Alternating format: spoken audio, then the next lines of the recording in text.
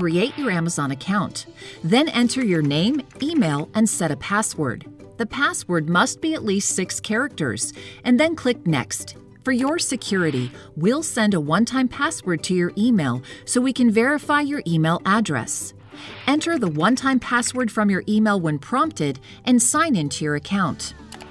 Before you continue registering, make sure that you have the following information close by: business and contact address, phone number, chargeable credit card, and identity details.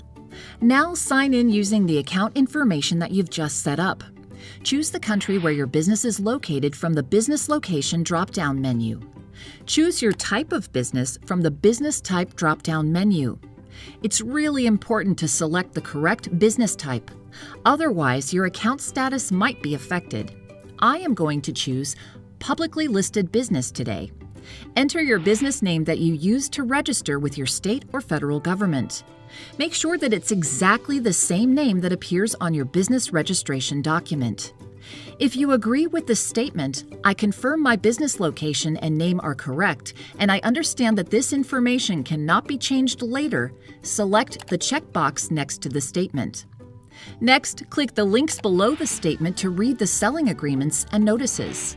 Click Agree and Continue if you agree to these agreements and notices. Next, you'll enter your business information, including your phone number. It's important to make sure this information is correct, as we'll provide you with a one-time PIN that you'll use to confirm your phone number.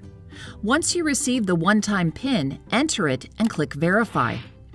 Remember to make sure that all the information you've entered is accurate, as we may send you a postcard with a verification code.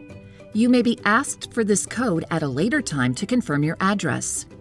Enter the primary person's contact information and click Next. Then you'll enter your personal information and click Save.